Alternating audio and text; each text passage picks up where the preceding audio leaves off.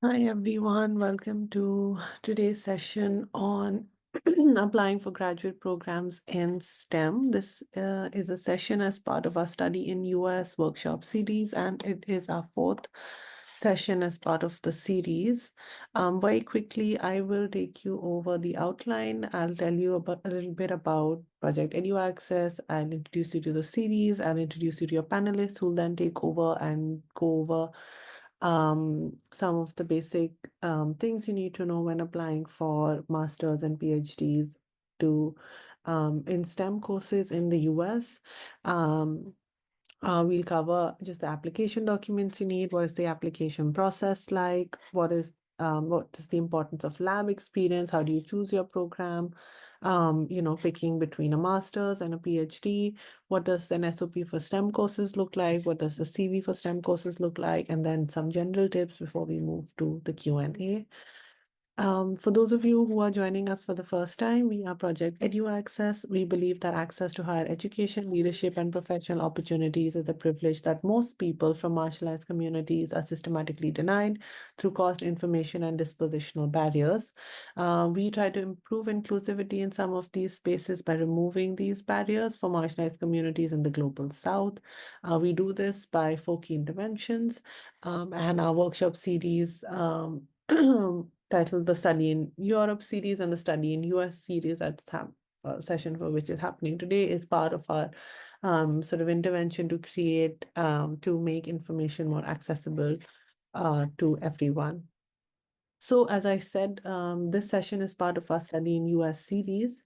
As you can see, we've already done 3 sessions before, and the recording of these sessions can be found on our YouTube channel. I'll send the link in chat after the presentation. And today's session is on STEM programs in the US. We'll also be doing a session on PhD applications to social sciences and humanities, and this is happening tomorrow. Then we have a session on scholarships for graduate programs, applying for MBAs, and then the series ends with a clinic, which is basically a Q&A drop-in session for you to ask all your final doubts and questions. Very importantly, we have 4 very wonderful panelists who've joined us today. We have with us Revathi, who is doing an MS in electrical engineering from University of Southern California.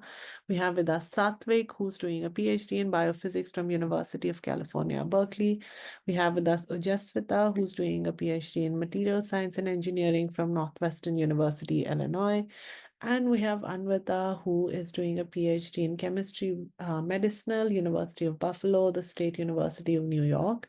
Amongst the 4 of them, we have speakers who are fluent in English, Tamil, Telugu, Kannada, Hindi, and Bengali. So if at any point you want to ask your question in a language other than English, feel free to do that. With that, I will now hand it over to Sathvik. STEM programs, what kind of programs we're going to be talking about, as well as the basics of what you need to apply for them. So broadly, when we talk about STEM programs, we're talking about both master's and PhD programs across sciences, tech, engineering, and medical and biomedical fields. And most of these programs have an emphasis on things like research, innovation, or practical applications, although which ones the programs care about more varies, and ideally you would want to tailor your application towards the kinds of work the program's interested in. You need to make sure you're applying for the right kind of program between an MSc or a PhD program, and I think we talk a little more about this later, but MSc programs are primarily focused on coursework, although some of them also have research components. PhD programs are focused on research. They tend to also have coursework, but their primary focus is on research, and they last much longer than MSc programs. They're 4 to 6+ years in the US. And both MSc and PhD programs give you a ton of opportunities to explore interdisciplinary areas. So a broad timeline for applications to both of these kinds of programs. So most application portals are going to be open now. They typically open in August to September, so you can it's ready for you to go make an account and start an application. And you're going to have to look at program-specific requirements so you can make sure you have everything you need before you start writing things. The deadlines for most PhD programs are in early December, between 1st and 15th typically. And some master's programs also have deadlines within the same range, although some master's program deadlines are later in January. In case of programs that have rolling admissions, it's, you can apply whenever, and if they have spots, they consider you and they interview you, but it's still preferable to apply earlier simply because there are more spots left in the program at that time. It's early in the year, like in Jan to Feb, that you have deadlines for master's programs, typically in the first couple of weeks of January, although a few extend into February as well. And most decisions happen between mid-March and early April. Most master's programs, I think, have um, they directly release decisions, as do a lot of PhD programs. There are many PhD programs that also have interviews, so these tend to take place in Feb and March.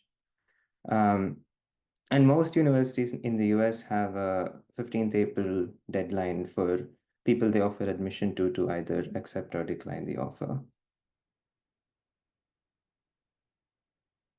A quick rundown of the things that you'll probably need for your applications. Across any applications, PhD or master's, you'll need your transcripts and grades from undergrad, and if you've done a master's, from your master's as well. STEM programs are going to they're particularly going to focus on grades that are relevant to the program you are applying in. And then you might need test scores, both GRE as well as English proficiency test scores like TOEFL or IELTS. In the GRE, they tend to expect higher quantitative scores. It's important to note that you can ask for waivers for both of these. A lot of places do give English proficiency waivers if your undergrad or master's was in an institute that primarily uses English. And GRE is optional in a lot of places now, especially for PhD programs. You will need to have a CV, and ideally this should have some research experience in it, since that is one of the main things that people look for in PhD admissions, and it gives you a big advantage. Most programs are also going to ask you for essays. A lot of PhD programs will ask you for either a statement of purpose or a research statement, which are kind of overlapping. And we'll get into that later. There are also programs that might ask you for personal statements or diversity statements, where you talk about sort of your personal journey in science and how you got to where you are, what you're interested in, things like that. And most programs also want letters of recommendation. The number varies between programs, but it's typically 2 to 3. And these should ideally be from people that you have worked with and who are capable of evaluating you and telling the admissions committee how amazing of an applicant you are.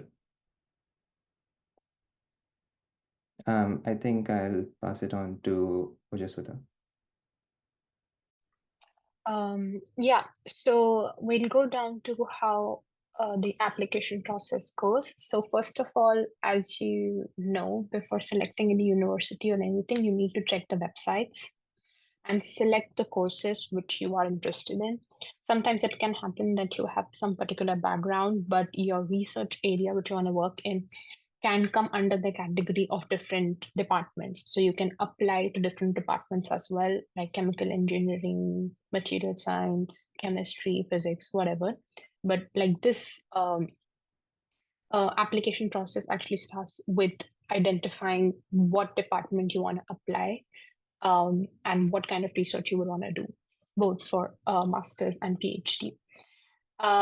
Again, because then you will have to like kind of map what you did earlier and what you would want to do. This would be the main criteria of eligibility and everything. Then check out the course duration, because some masters, actually masters in the US are usually for 2 years, but then you can check that most of them are only course based. They are not, they do not include research.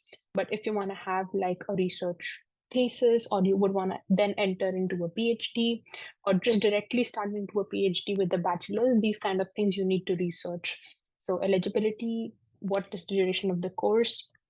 Application fee is really important, because mostly applications in the US are not free, but definitely you can ask for waivers, but most of them are not free. And sometimes you have universities where the application doesn't even have a fee. So if you want, you can include those applications in your process as well.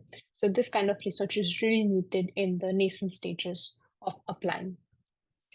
Then, yes, you should always use a spreadsheet for these kind of things. Make columns of eligibility, application process, what documents are required in each application. Most of these would be similar, but then some applications would have a bit more questions you need to answer online in addition to whatever documents you provide, like CV and the SOP. Yes, check the application fees. Check also like whether they need standardized courses or not. As Sathvik said, that now they have kind of waived GRE as well. So if you don't want to get into the logistics of these kind of tests, you can apply to places which do not require these. And then make an informed decision whether from this list that whether you need to give a GRE or a TOEFL or not. So this is really important. And again, selection criteria, sometimes they have a GPA requirement. So you can check that and just convert it on online scale to a 0.4 and see that you kind of are eligible to apply or not. So these kind of are the initial things which you can check while you are applying for your while you are applying. And yeah, definitely check for the application deadlines. Most of the STEM courses have deadlines at the end of November, but most of the engineering courses have deadline in mid-December. So, and if you're applying to at least 8 to 10 schools, I would suggest to like obviously fill in the application before the deadline, but have at least 1 or 2 days gap between each application so that you don't rush into filling the applications towards the deadline. So that's why when you keep on working on them before, like really early before November, just make it a point in your mind, like a target date or something, at what date you would want to send them. Just don't send them near the deadline, and at least have some amount of time between these consecutive applications if you have a lot of them, because these would get overwhelming definitely. You can go to the next slide. Yeah, as I said, you need to start early. Usually the deadlines again are in November and mid-December. So I would suggest like anywhere between like August would be a nice time to, at least if you are looking into applying for master's or PhD programs, you are kind of involved in researching which university and which research you want to do. So that's always there. But like structured research where you make spreadsheets, where you note down the documents required, the deadlines and everything, I think so August is the right time to do that. Then spend at least 1.5 months writing your statements, both academic as well as your personal. In PhD applications, this is the most important thing that you need to write.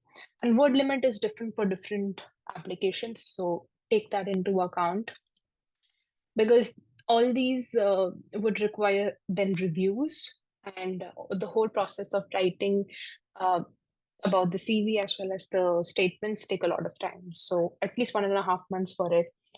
And also, like, my suggestion is always get your tests done like really early. If you identify that you need GREs or English tests, just get them done before even starting the application. Then you're tension free and you are only concerned about the content of your application.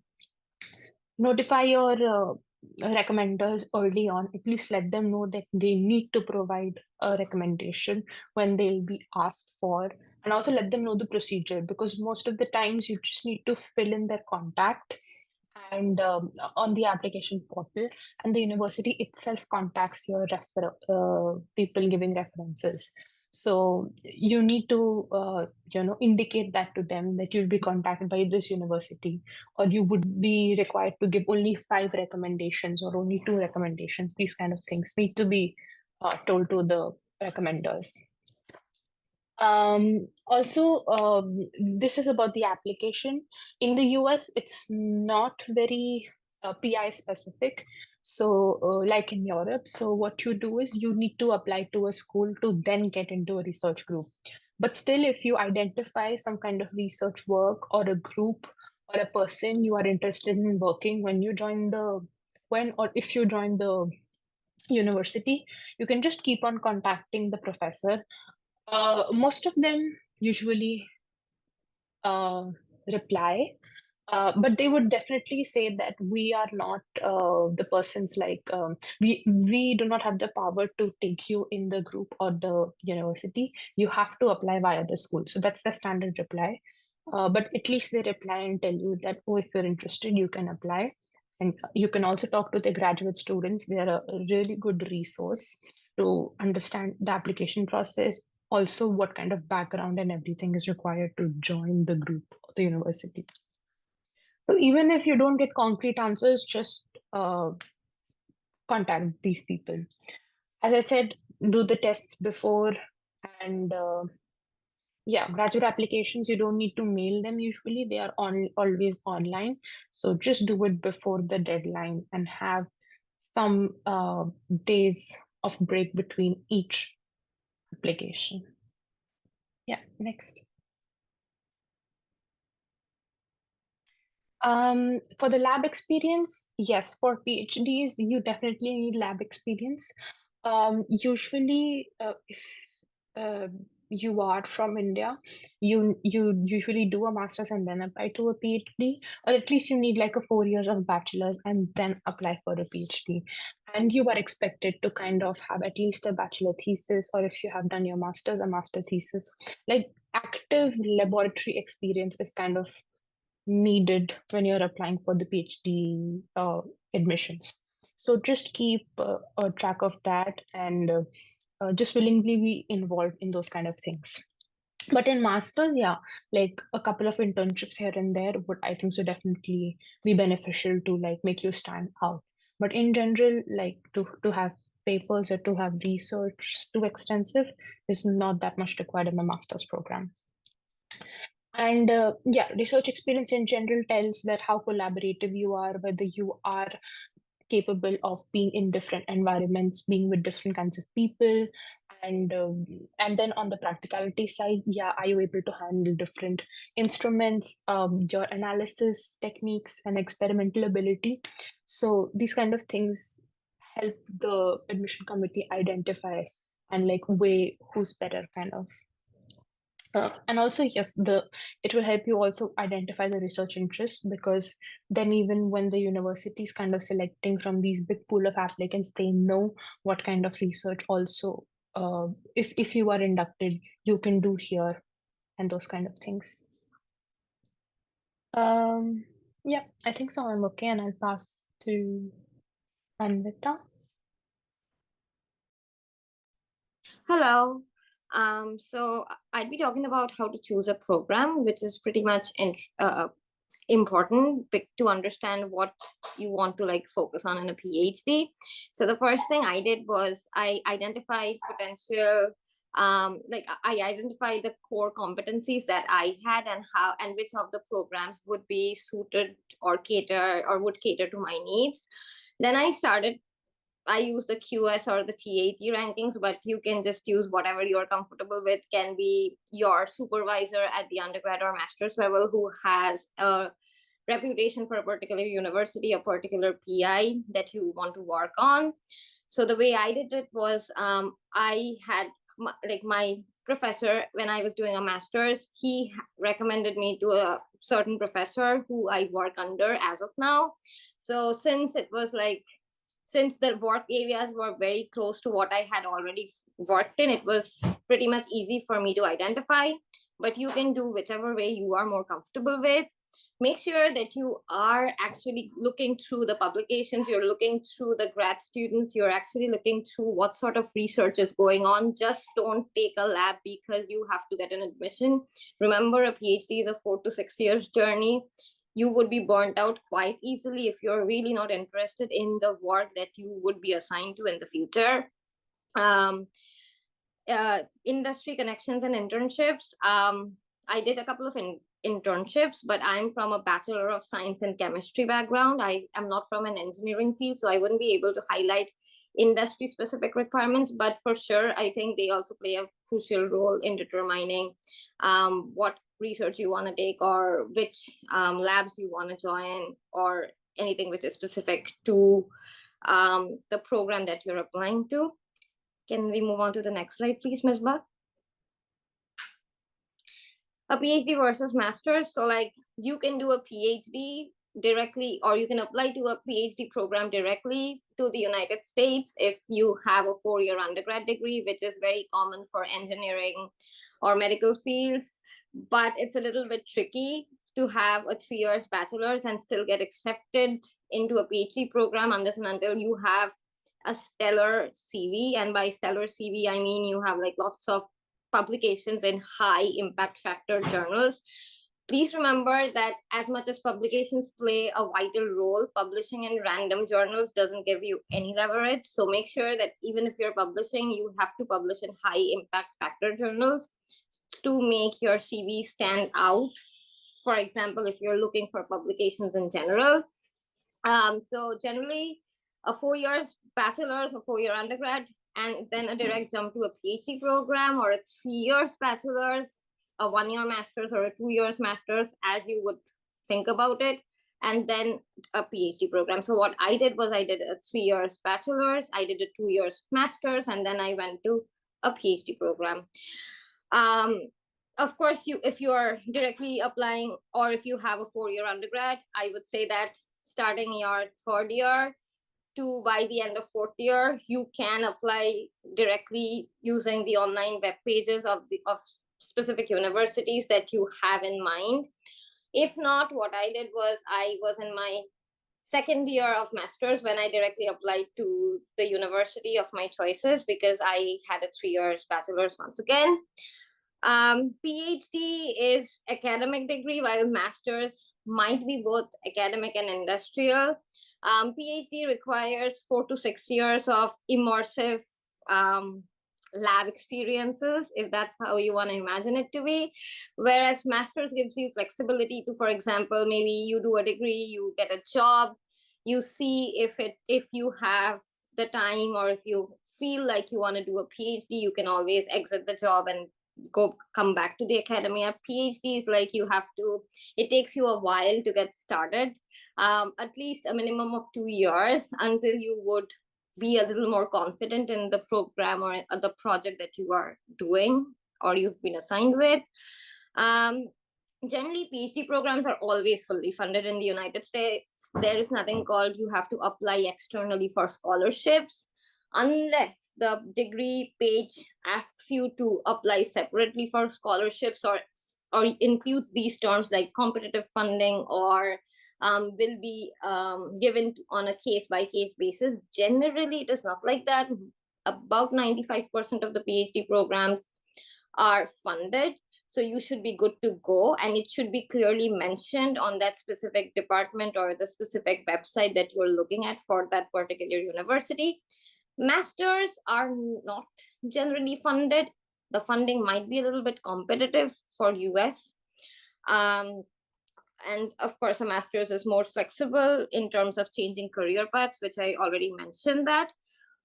In PhD, the funding is not going to be given to you as a whole. It will be coming to you as something called stipends. So for example, you will be getting something called teaching assistantships, research assistantships. So generally, you have to go in for a 2 years teaching assistantships, after which you might be put into an RA-ship or research assistantships if your professor feels like that. So you would be getting a monthly salary, if you want to call it like that, or a monthly stipend that's going to pay off your bills and stuff. And that is pretty wholesome. So So you shouldn't be worried about it. The stipend, whichever university you go to, is catered accordingly to the needs of the students. So you can actually live with it. It is not something that you will not run out of money for sure. Can we move on to the next one, please? Okay, so for the CV for STEM programs would include academic background. So how I arranged my CV was I first listed the qualifications, the degrees that I have undertaken. For example, I listed my BS degree with my CGPA and my core courses. I listed my MS degree with my CGPA, my core courses, and of course the name of the university. And then this was my CV when I applied for the PhD in terms of academic background. Skills would be, might be research experiences, like for example, if you had internships, if you worked in an industry, if you, for example, like wrote a publication or a paper, basically what you did that is relevant to the course that you're applying to. For example, if I have to talk about myself, I work with spectroscopy and organic chemistry. So I applied to labs which would have both of these things go hand in hand. So this is what I mean by associating your previous skills to the degree that you're applying to. Of course, you might want to change your mind about, or maybe you want to learn something completely different in your PhD degree, and that is also okay, but make sure you list them still in your CV, because any form of lab experiences ultimately at the end of the day goes to speak volumes about the person that you are, how good you're at collaboration, how good you are at undertaking different projects, basically something like that. Certifications, online courses, yes. So I did take a couple of them from Coursera. But I think you have Udemy, you have, I think MIT Open Learning, something like that. So I took a couple of courses from Coursera, but you can take them from whichever way or whichever platform you want to go in for.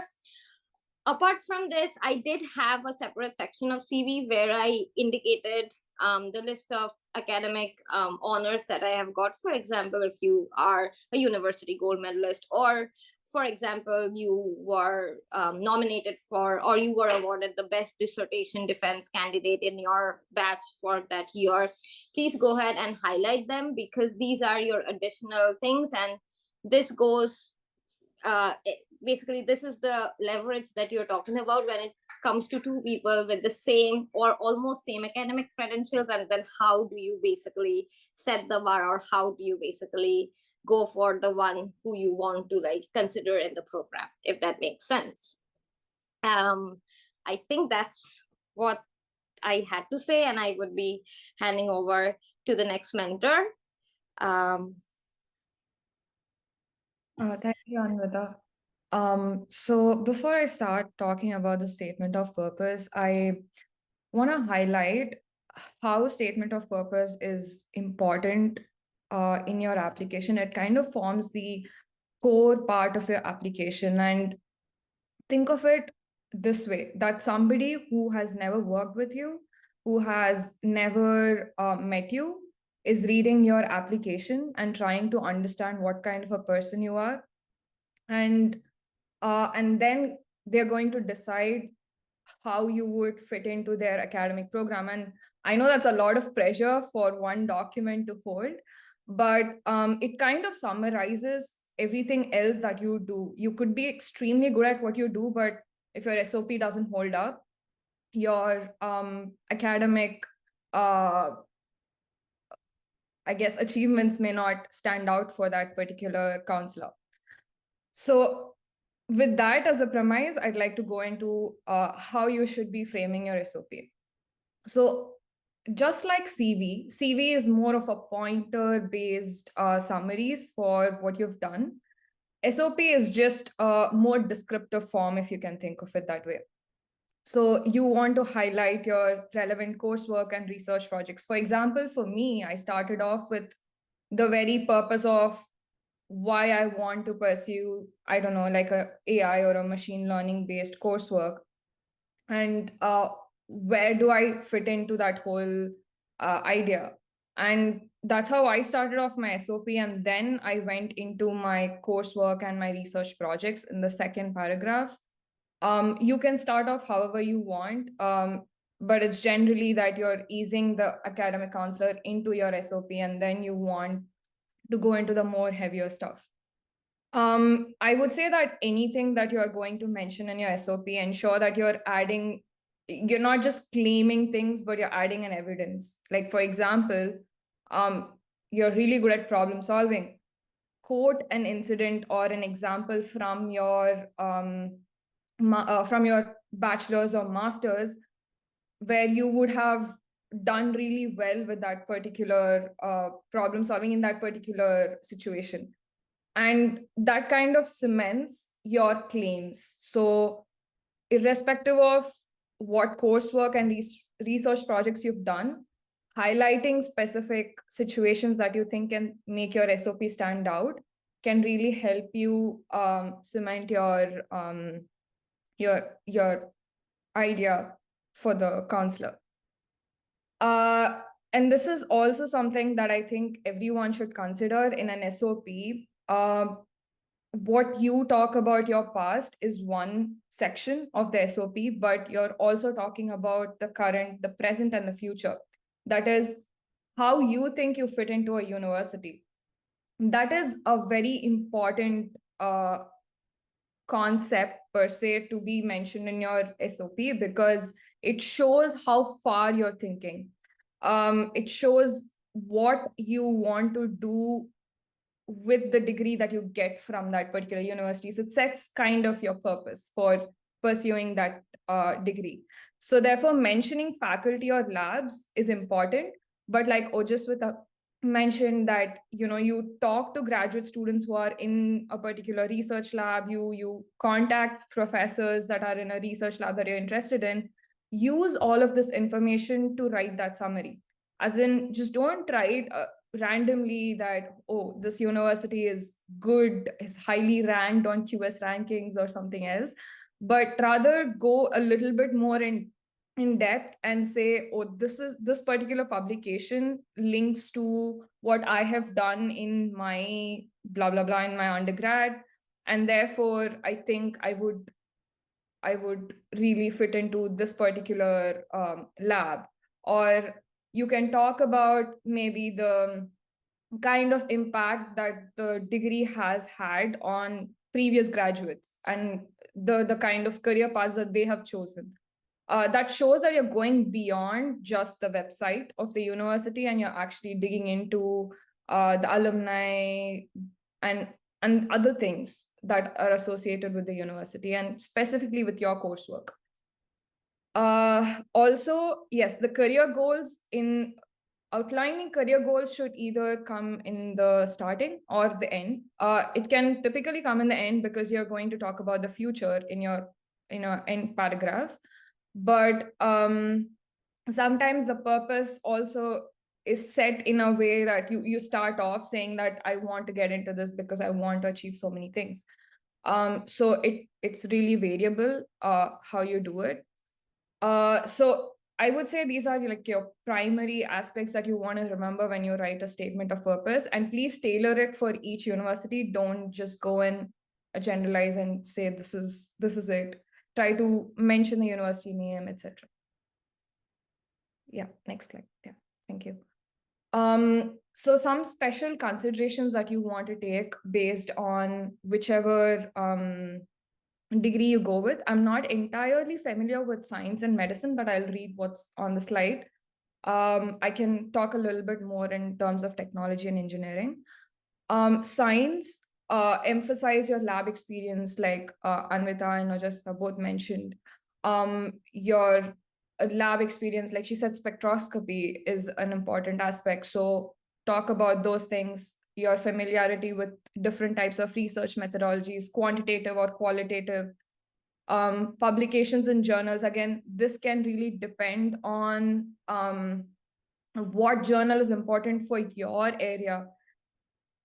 For example, within computer science, there are different journals that work great for different kinds of areas. Like, for example, AI could have different set of journals as the top journals, whereas I don't know, something like high performance computing can have an entirely different set of journals. So publications in those journals is important. For technology, I would say that yes, showcasing coding projects and software development experience is important, but I think more and more now that the world is so connected, people are looking for what is your contribution from an open source perspective. How have you contributed to, I don't know, like an open source project on GitHub? What kind of contributions have you done? How has it created an impact? Things like this are becoming more and more important as open source becomes important. So I would say that open source projects should be your top priority, or if you can do projects that are like for good projects, as in coding for good, AI for good. These are also open source projects, but they come in with a purpose. You might be solving a AI or data science based problem, but in a specific for good, community good. That is like a disaster resiliency task or things like that. So that's also a very good thing to add to your application. In engineering, also highlight the design projects, hands-on experience with machinery, etc. And this is very true for electrical engineering, mechanical engineering, civil engineering, because it's not similar to the technology in terms of the fact that it's not all coding. It's also on how you design, say you came up with a design for a chip, etc. And these actually tend to be extremely important, not just for the coursework, but also going forward in the industry, what kind of experience you've had with those. And also, yes, this is very true for not just engineering, also technology, that you want to consider programs with strong industry ties. This can mean a bunch of things. One is faculties in different universities have ties with industry, such that the industry funds their PhD program. That is one way to look at it. Another way to look at it is the program itself has a lot of alumni in a particular industry. That makes it a strong industry tie. So this kind of helps you contact these alumni in order to reach out and say, hey, I'm planning to come into this university. What did you think was important and what was not important? Like what coursework was good and what was not? Do you think that the coursework stands up to date today, or do you think professors have left, and do you think the program is losing its importance in the industry, etc., etc.? So that's a very important part. And again, medicine and biomedical fields, you want to have clinical or lab research experience, and any core coursework that you've done during your undergrad or master's that are relevant to this particular field. You can go to the next slide. Yeah, so general tips would be, yes, tailor your SOP to highlight how your background fits the program's focus areas. I've already mentioned this. It's very important that you do that, and also specify what unique parts of the programs, because generally programs tend to be a little similar unless you're doing a PhD-based application where you can distinguish based on research labs. Even within masters, there are some differences that you can point out. So please try and do that. Take some time out for that research. Be specific about techniques, tools, and methodologies used in your research or projects. Apart from being specific about techniques and tools, also evidence-based argument is an extremely important thing in your statement of purpose. Also, you want to ensure that your description of projects, lab techniques, or programming are accurate and clear. Especially this happens when you're talking about certain publications that a professor or a lab has made. You want to ensure that you're extremely right. You don't want to get it wrong, because when you do that, it kind of sets a bad tone for you with respect to that program. So it reduces your chances of getting in. Yes, mentioned familiarity with cutting edge topics. Yes, this is very important, because more and more, the funding really is drawn towards cutting edge topics sometimes. And mentioning that you've done some sort of work in this area, if you have, will be extremely advantageous for you, and it'll push your application a bit more further than the rest of them. Yeah, that's pretty much it. Amazing. That was really comprehensive and really helpful. Thank you so much, all of you. We now move to the Q&A aspect of the session. I see that there's quite a few questions in chat already, and I think a lot of them have been answered. But I'm gonna ask everyone who responded to respond to those questions again, because I feel like for those who'll be watching the recording, it might be really helpful to get those answers. So the first question is about going to the US for a PhD, especially given the situation of the economy right now. So maybe why you chose to go to the US, and yeah, just in terms of like career outcomes in STEM, given the situation there. Yeah, I know Ojaswita and Revathi, you've responded, but maybe for those who'll be watching the recording. Do you wanna go ahead, or just sit there? Yeah, for me, it was like kind of super clear. I want to be in academia, and I feel like that's the best thing that happens here, even given the pros and cons of living here in the US. So, and I already did my studies in Europe too. So, and then after seeing both of the, pros and cons of doing science in Europe or in here in the US, I thought that I'll get bigger or more opportunities here and be able to have more networking events, or in general be able to meet good people around to have a good future in academia. So that was my first goal, and I think so I would still suggest that to everyone who wants to do that, despite all that goes on here. So that's from me, from the academia perspective. I don't know about industry at all. Okay, so I'll take that. I came in here with thinking I want to join the industry, but I did want to remain on the research side of the industry. So for me, because I was coming in with the idea of pursuing machine learning and AI, irrespective of which department I study in, it was extremely clear for me to come to US, because mainly because of the opportunities that you get here. It's unparalleled to any other region. It's just I was also applying to Europe, but I thought that there were more opportunities here, and there was just more things to pursue in terms of AI/ML, because it's been blowing up in the US, also in other countries, but not as much as it is here.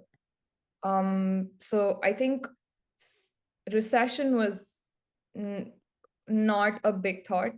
Yes, it is a little difficult to get into the technology field given the recession. But I think if you come in with work experience, that kind of sets you apart and gives you upper hand.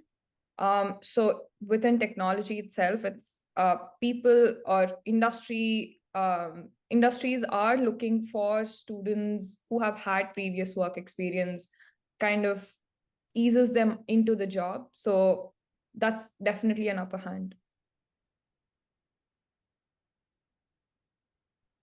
See, Sathvik, did you want to add anything?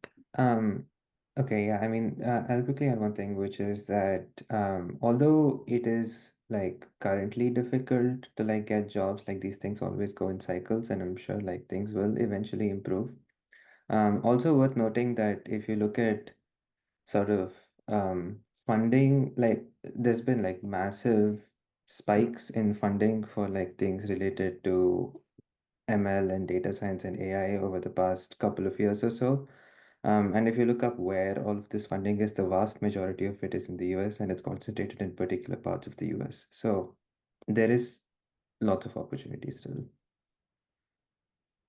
Thank you. That's really helpful. So we have Another set of questions. So I started my master's with AI specialization in the US this fall. First question is it recommended to go for a PhD right after master's or after doing a job for a couple of years here in the US? Second, my master's is not thesis based. What steps to take now during my master's in the US with a PhD in mind? And then third, if I take up a job for a few years after my master's, how do I still maintain the connection and rapport with the professor who I want to be my supervisor when I do a PhD? So, a couple of questions. Whoever wants to take whichever one. I can quickly take the second one. How was it? Yeah, my master's on thesis based. I feel like, yeah, that's the biggest flaw I honestly found here, that the master's is not thesis based. It's weird. But what you can do is that you'll have courses, and it depends how many you have in a semester or a quarter.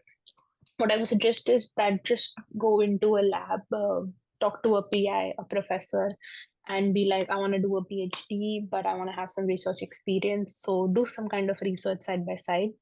I understand the courses take a lot of time for you, but if you want to do a PhD, I feel like you need to have some research experience, and for that you need to go out of the way and ask somebody for to host you in a lab, right? So you should do that separately apart from your courses. Just go to a professor whose research you like or in which research area you want to be. Usually the stays are not paid in the US, but it depends on honestly on which lab you go. If it's like a huge lab, they sometimes provide you funds for small amount of time you are there, but it's usually not paid. But at least you can get like a research experience. So definitely do that. I would suggest, because you don't have a thesis. Yeah, that would help a lot. Just kind of wherever you could get a research experience, that could be good. And quickly, I'll talk about the third question. I feel like if you want to do a job, I don't know this route, but I would suggest that you could still tell your professor whom you worked with that, I'm going for a job, but in the future, I might apply to a PhD. And then I can, we can have a chat together, and I would require like you recommending me for applications and stuff. Just like let the person know that you will kind of contact them back in a couple of years. And that those couple of years, if you want to do a PhD, I don't think so it's more than 3 years. So yeah, just let the person know that you would contact them back in the future, and I think so that should be okay. Okay. I can take the first question, but I think the right person to answer the first question is the professor that you want to work with, because they'll have a better idea looking at your profile if they think you could end up in a good research lab right now as it is, or that you need more preparation in terms of more material, in terms of publications, or more research experience, or more, I don't know, technique experience, technology experience, etc. So I would really suggest that talking to your professor, showing them your profile as it is now, and asking them the same question would really give you more clarity than any of us give you that. But I would say this, there are a lot of things to consider if you're sure you want to pursue a research-based work, or rather a PhD.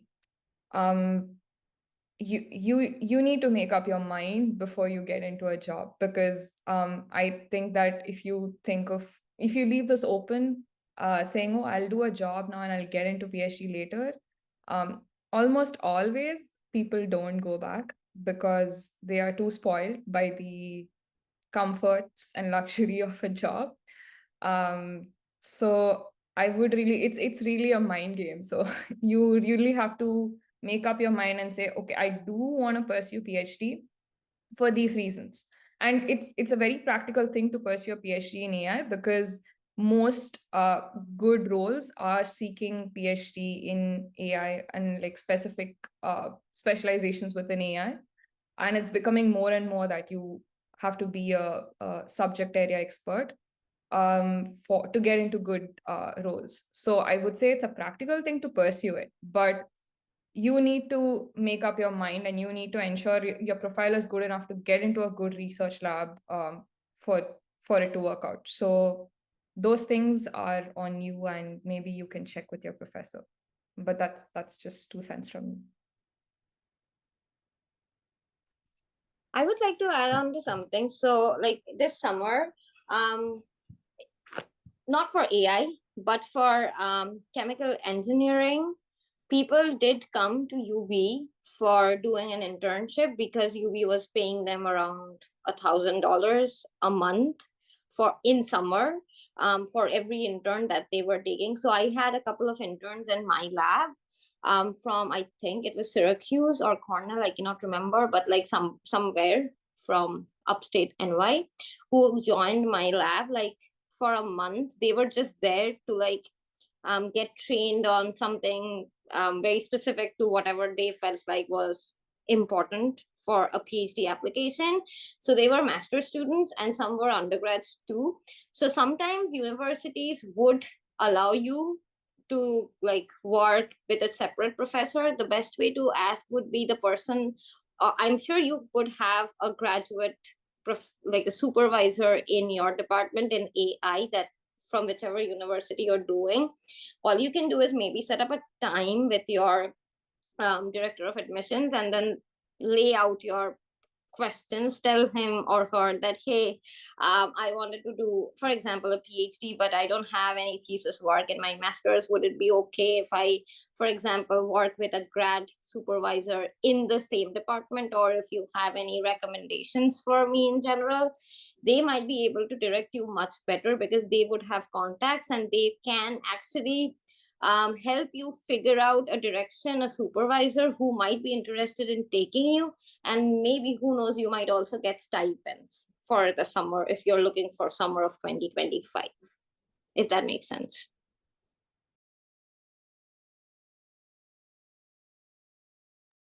Perfect. I think that was very comprehensive and helpful. So thank you, all of you. We are nearly at the end of our session. We have a few minutes left. So if anyone has any more questions to ask, now would be the time. So you can raise your hand and ask your question or put your question in chat or send it as a DM to either me or any one of the panelists. I did see one question here on external scholarships, and I'm guessing this would be for a master's because PhDs are generally funded in the US. So Revathi You can or still anyone. get scholarships for PhDs though, in Okay. addition to your funding. Yeah, Okay, if you amazing. apply. But if you are like a person from a third world country, which most of us are, it might be a bit difficult. It's usually much easier for the US citizens, but there are still scholarships and you can get funding in addition to your PhD funding. So that's it.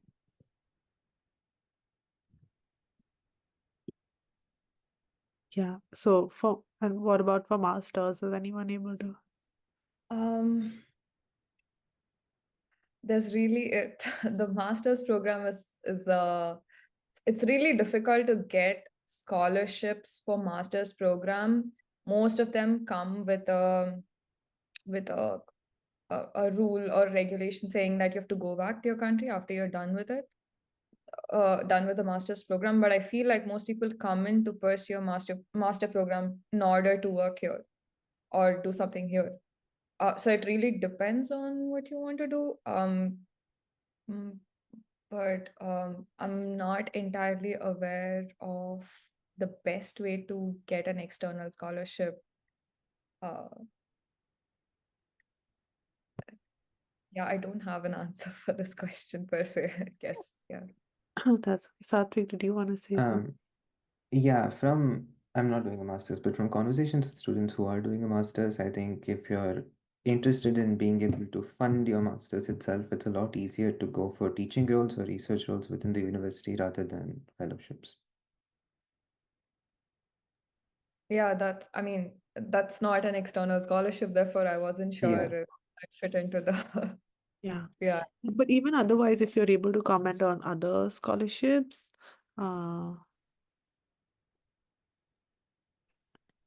or funding opportunities in the US. There's Quad, if you know, it started 2 years back.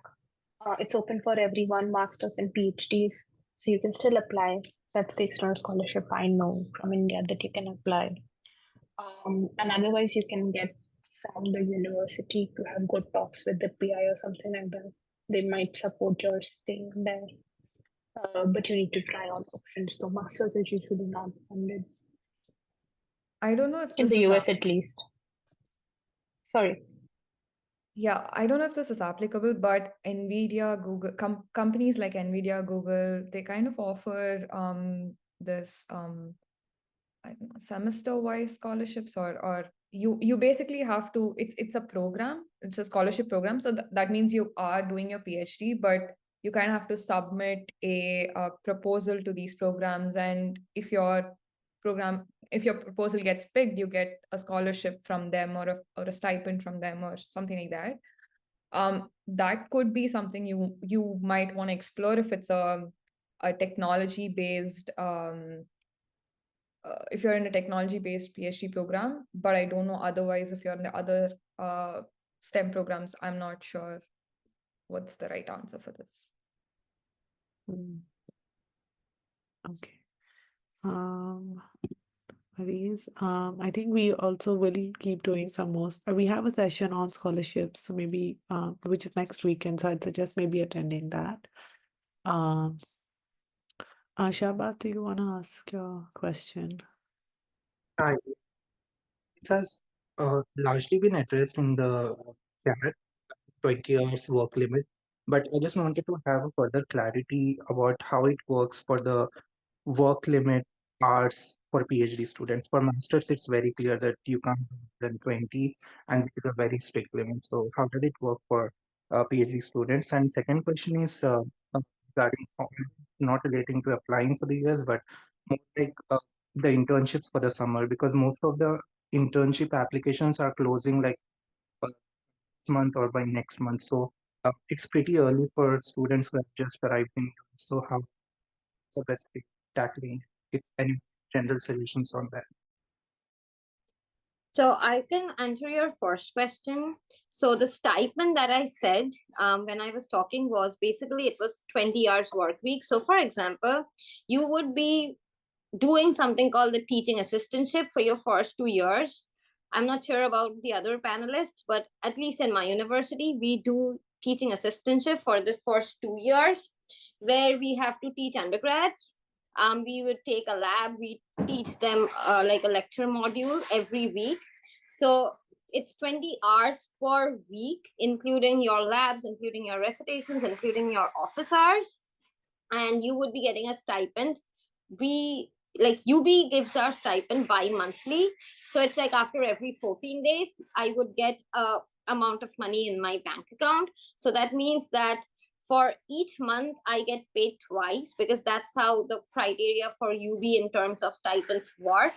It might be different for different universities, but as far as I know, at least in chemistry, for most universities, if not all, everybody has the same working hours or working modules or working experiences. So we would teach undergrads, and then we would be getting a stipend out of it, and it is always 20 hours a week, and you cannot have any jobs outside that. So basically, for example, I am working as a TA for my department, which means that I cannot have a job outside my TA work. So like, for example, I cannot go and then like serve as a waitress at McDonald's, or that means I cannot go and have or give tuitions to students in organic chemistry or in any chemistry for that matter, because I have been employed by the university, and I cannot get money elsewhere from whosoever person concerned. That is the rule for TA-ship, at least for chemistry in most US universities. Does that answer your question? Yeah, just one follow-up. So the stipend that you are getting as part of PhD program not include the living expenses? Yes, it And does. does it only okay? So our living expenses would come only out of the TA that we would do. Yeah, so basically whatever TA ship they would, so it's approximately around $2,000 including taxes. So whatever amount that they give you in a month approximately, you should be able to like pay your bills. That means you can pay your electricity or gas. You can also have a car if you have enough savings, because it's important in US to have a car. That's what I figured out living here for 2 years, because the transportation is a little tricky, because you don't have transportations as you would expect in Europe or in India. So but in any case, overall, yes, you can live quite well with that stipend, and you can also have savings. So like it's not like, I mean, you will run out of money or you have to continuously think about getting an external scholarship to sustain yourself, if that makes sense. Yeah, it does. So currently I'm doing a GA the graduate assistant. So it's not like exactly, it's just for 12 hours. So it's not enough by this equation thing. But that answers my question. Thank you so much. It is 20 hours. It is not 12 hours. Just Yeah, to clarify. but currently I got only for 12 hours. So. Oh, okay.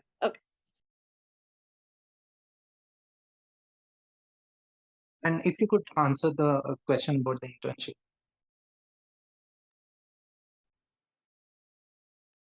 Are you planning to like, are you doing a master's? Are you planning to apply for an internship in the US, or like are you in the US trying to apply for an internship? Yeah, I'm in the US a couple of months ago. So like I said, for summer 2024, I did see a lot of people from engineering background come to UB because UB was paying them for the summer approx $1,000 per month. So they came to UB. So they got recommended by their professors, or they directly applied to my PI, something like that. So I don't think it should be quite difficult, but I wouldn't say it's going to be quite smooth as well. At least for chemistry, it was like there was a huge influx of students for summer because UB was paying more than the other schools. So in my opinion, I think that then it's going to be competitive because everybody would like want to work for the same amount of money for the summer. But I don't think it was, at least the people I talked to, I didn't feel like it was very difficult to apply, because most people said that they applied directly to the PI or to my PI, or they were recommended by their PI to my PI, something like that. But like I would allow the other panelists to add on to this if I'm missing out on something, honestly. Can you repeat the question again, if you don't mind? Or Yeah, if so it's yeah, this was regarding generally about the internship for someone. So for someone who has just arrived, and the applications for most of the internships are already uh, like the deadline is by the end of this month or the end of next month. So that's like about internship applications for summer. so summer 2025, right? Yes, summer 2020. So typically these days, people start applying for summer internships if you're from technology or engineering, people start applying for internships while they are in India. As soon as they get their offer letters from universities, and if you are sure you want a summer internship, before you come in, you make up your profile on LinkedIn and you start applying, you start contacting recruiters, etc. But if this internship is more academic oriented, you can definitely still reach out to the professors and things like that. It really depends. So also your university could have summer internships, research internships for 2025. So I would say look at it from a macro lens. Don't just stick to jobs. Don't just stick to like company internships. Also look at academic internships. It may not pay as well, but it will still give you the experience that you need for whatever that is that you want to pursue further. Even if you want to go into industry after masters, it's still a good internship to have on your resume, because a lot of roles are really demanding that you have some form of research experience. This is not necessarily true for just industry research based roles, but also industry engineering based roles appreciate some form of research experience. So I would say, like, just think of it, look at it from a macro lens, apply to not just company portals and company internships, look at other affiliated institutes with universities that provide internships. So it need not be just your university, it can be other universities which have affiliated institutes, and those provide internships as well. So that's my answer to your question. Did that answer your question? Yeah, I think for this aspect, that was great. So thank you so much. Okay. All right, then. With that, I will end the session now. We're way past the 1 hour. So thank you so much, Anwita, Sathvik, Ojaswita, and Revathi for joining us today. And thank you everyone who joined the call, and hope you found this helpful. Hope you all have a nice rest of your weekend. Thank you. Thank you. Bye-bye. Have a good Thank one. you. Bye bye. Bye bye.